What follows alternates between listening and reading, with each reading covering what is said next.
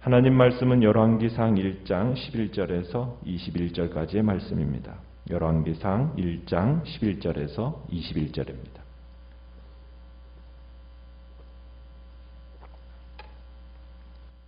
열왕기상 1장 11절입니다. 나단이 솔로몬의 어머니 밧세바에게 말하여 이르되 핫깃의 아들 아도니아가 왕이 되었음을 듣지 못하였나이까? 우리 주 다윗은 알지 못하시나이다.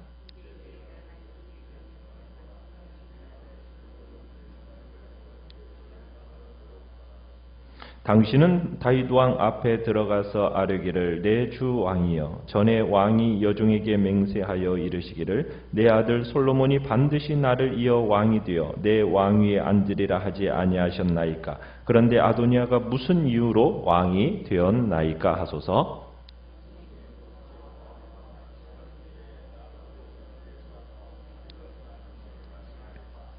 밧세바가 이에 침실에 들어가 왕에게 이르니 왕이 심히 늙었으므로 수넴 여자 아비삭의 시중 들었더라.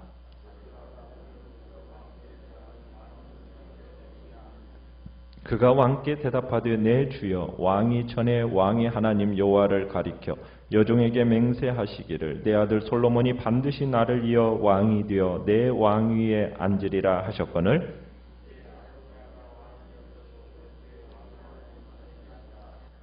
그가 수소와 살찐 송아지와 양을 많이 잡고 왕의 모든 아들과 제사장 아비아달과 군사령관 요압을 청하였으나 왕의 종 솔로몬은 청하지 아니하였나이다.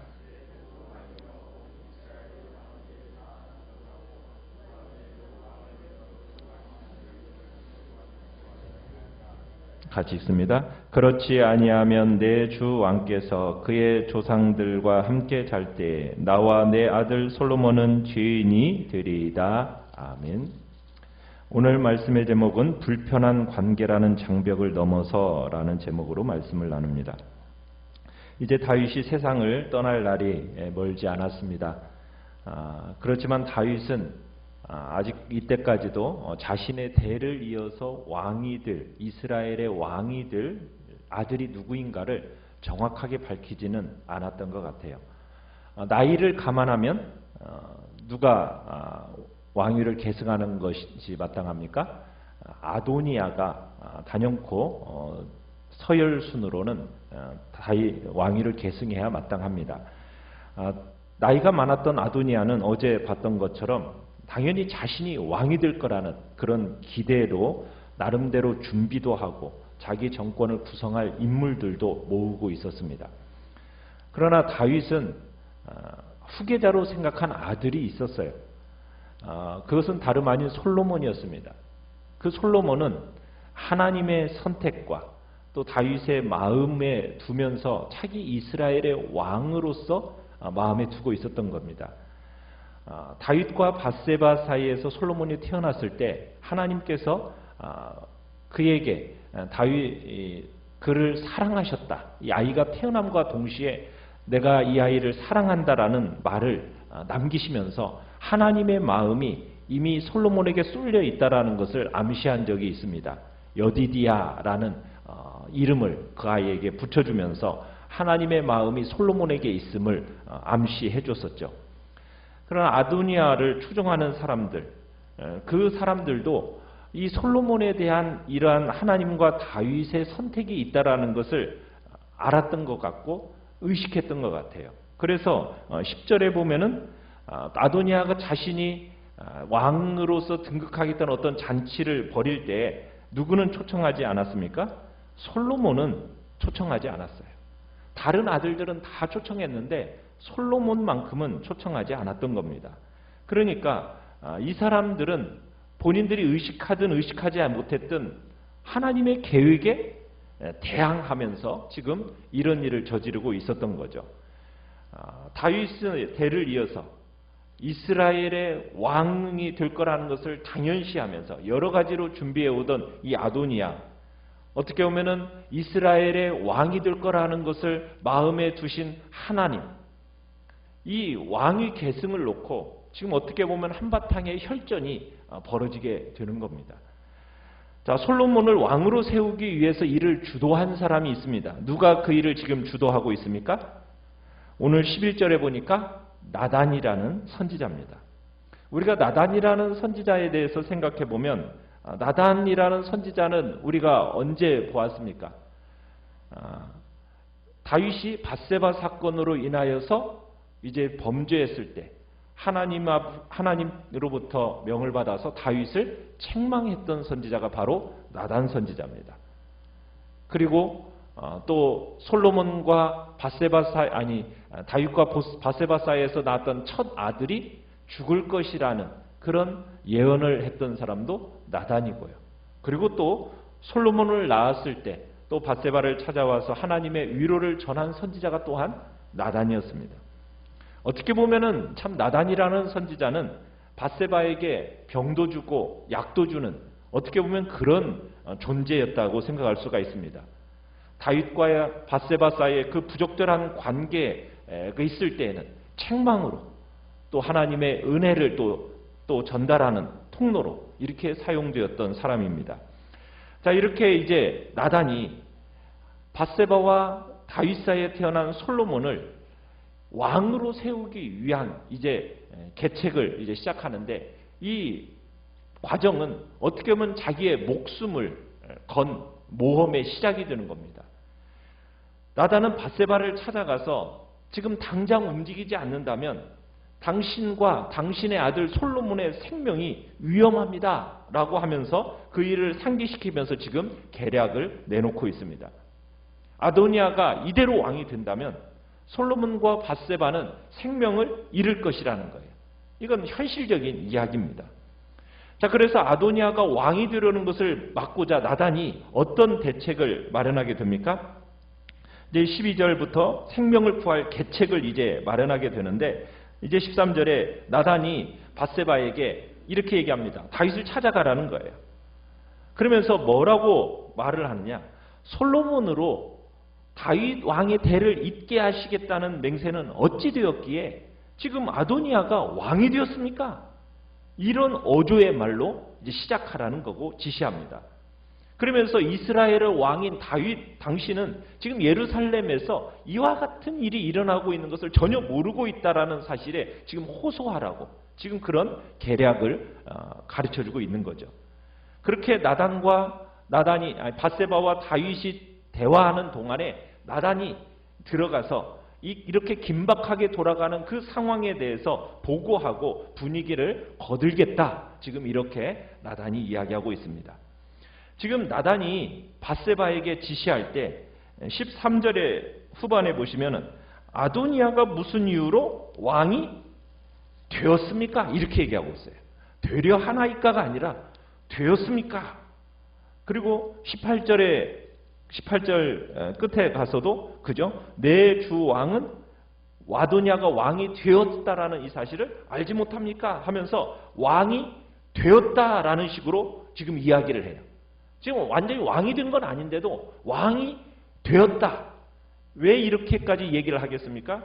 지금 사태가 급박하게 돌아간다는 것을 알리기 위해서 지금 이렇게 얘기하는 겁니다. 그래서 다윗이 즉시 아도니아와 지금 선을 그어서 솔로몬을 왕으로 선포해 줄 것을 지금 재촉하기 위해서 지금 이렇게 얘기하고 있는 겁니다. 그래서 이제 밧세바는 나단이 일러준 대로 이제 15절에 가보면은 다윗의 침실을 찾게 되죠. 그곳에 갔더니 누가 함께 있습니까? 젊은 수냄 여자 아비삭이 늙은 왕과 함께 있습니다. 아마 밧세바는 모처럼 찾아갔던 것 같아요. 그러니까 무슨 일로 왔느냐 지금 묻고 있는 겁니다. 16절에 보면은 왕이 어찌 됨이냐, 참 모처럼 찾아왔던 것 같아요. 자, 이런 밧세바가 이제 나단이 가르쳐준 대로 이야기를 합니다. 그녀의 아들 솔로몬이 대를 이어 왕이 될 것을 맹세한 적이 있지 않습니까? 그런데 어찌해서 아도니아가 왕이 되었습니까? 라는 질문을 던집니다. 그러면서 은근히 다윗을 압박합니다. 당신이 다스리는 나라에서 어떤 일이 일어나고 있는지도 어떻게 당신은 모를 수가 있습니까? 라는 식으로 당신은 알고 있느냐는 어떤 압력을 가하고 있습니다. 그러니까 아도니아가 지금 큰 잔치를 베풀고서는 그 잔치에 누가 포함되어 있는지를 이야기하면서 특별히 이름을 거명하는 사람이 있죠. 19절에 가보니까 왕의 모든 아들과 제사장 아비아달과 군사령관 요압을 초청했다라고 하면서 그들의 이름을 이제 이야기를 합니다. 그러면서 누구는 초청하지 않았어요? 솔로몬은 초청하지 않았다라는 거예요. 다른 사람들은 다 초청해놓고 이 솔로몬은 초청하지 않았다는 거예요. 그러면서 밧세바의 이 보고 속에서 네 가지를 지적하면서 다윗으로 하여금 지금 행동을 취하도록 유도하고 있는 겁니다. 첫 번째는 18절에서 보는 것처럼 다윗은 자신이 지금 통치하는 데서 어떤 일이 벌어지고 있는지 모른다라는 거예요. 지금 어떻게 보면 왕으로서 통치 능력을 상실한 것으로 간주하고 있는 겁니다. 두 번째는 아도니아를 지지하고 있는 사람들의 이름을 밝히고 있는데 그 중에서 누구의 이름이 밝혀지냐면 아비아달과 요압을 분명히 거명하는데 이 요압이라는 사람의 이름을 거명하면서 다윗의 심기를 불편하게 만듭니다. 왜요? 다윗과 요압과의 관계가 어때요? 끊임없이 다윗의 마음을 속을 썩였던 사람이 바로 요압이지 않습니까? 그러면서 다윗의 불편한 심기를 자극하기 위해서 이름을 딱 거명을 하고 있어요. 그러면서 20절에 가보면 세 번째로는 온 이스라엘이 왕의 후계자에 대한 이제 다윗의 입장 발표를 기다리고 있다는 겁니다. 그리고 만약 이 후계자 지명이 늦춰진다면 권위와 신뢰도 잃을 뿐만 아니라 나라의 화합도 위협을 받을 수 있다는 뜻으로 지금 빨리 신속하게 누가 왕권을 계승할 건지 밝혀야 한다라는 요구를 합니다. 그리고는 21절에 가서는 뭐라고 얘기합니까? 만약 이제 다윗이 죽으면은 누가 죄인 취급받을 거라는 거예요. 밧세바와 자신의 아들인 솔로몬이 죄인 취급을 받게 될 것이고 죄인 취급을 받으면은 어떻게 될 거라는 거예요. 자기는 죽임 당할 것이 뻔하다라는 것을 단언하고 있습니다. 그러면서 이제 솔로몬이 죄가 있다면 아버지 다윗만을 사랑하고 존경하고 신실하게 한 것밖에 없다라는 어떤 그런 단언을 합니다. 그러면서 이 점을 강조하기 위해서 밧세바가 다윗에게 솔로몬에 대해서 표현하고 있는 말이 하나가 있는데 19절에 가보면은 왕의 종 솔로몬은 청하지 아니하였나이다 하면서 왕의 종, 그러니까 당신의 아들 솔로몬이라는 말 대신에 왕의 종, 당신의 종 솔로몬이라는 표현을 사용하면서 지금 다윗 왕의 동정심을 사려고 시도하고 있는 것을 보게 되는 것입니다. 우리는 여기서 한 가지 생각해 보는 것은 나단이라는 사람에 대한 이야기입니다. 나단은 이전에는 다윗과 밧세바의 간통을 질책했습니다. 그리고 다윗과 밧세바 사이에 태어난 처음 아이에 대해서는 죽음에 대해서 선포했던 사람이 바로 나단입니다. 나단과 밧세바와의 관계는 어떤 관계였을 것 같습니까? 이런저런 이야기 속에서 껄끄러운 관계도 되었을 것 같아요. 그러면서도 이제 나단은 끊임없이 다윗의 아들들 중에서 누가 이 나라에 합당한 인물인가, 왕인가 아마 깊게 살펴보았던 것 같고 또 하나님의 뜻이 어디에 있는가를 분별하기 위해서 애썼던 사람이 나단이었던 것 같습니다. 그리고 때가 되니까 다윗 왕 앞에서 지금 솔로몬을 왕으로서 추천하고 있는 거예요. 그러니까 나단은 지금 솔로몬을 왕으로 추천함에 있어서 어떤 인간적인 판단이 아니었다는 얘기입니다.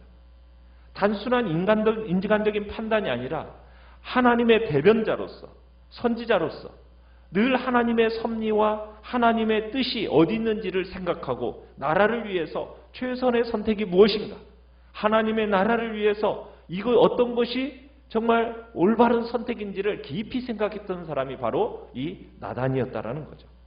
한 나라의 왕을 추천하는 사람으로서 여기에 지금 하나님의 뜻이 반영되어 있고 하나님의 섭리가 반영되어 있음을 우리가 보게 되는 것입니다. 그러니까 나단은 자신의 지위를 이용해서 자신의 권리를 이용해서 어떻게 해서든지 지금 선하게 나타나기를 힘쓴 사람이라고 우리가 볼 수 있는 것입니다. 솔로몬을 왕으로 세우시려는 하나님의 계획이 지금 방해받는 것을 보니까 지금 나단은 이 방해를, 이 모습을 지금 가만히 두고 있을 수가 없는 거예요. 그래서 그 방해를 막고자 지금 기민하게 움직이고 있는 이 나단의 모습을 보게 되는 겁니다. 그러니까 나단의 마음은 개인적인 뜻, 지금 이렇게 움직이다가 잘못되기라도 하면은 자신의 목숨이 달아날 수 있는 형편입니다. 그러나 하나님의 뜻을 이루려는 마음이 앞서기 때문에 자신의 목숨보다도 하나님의 뜻과 그분의 섭리를 위하여서 자신의 모든 것들을 드리며 나아가는 나단의 모습을 보게 되는 것이죠. 우리의 삶에 있어서도 마찬가지입니다.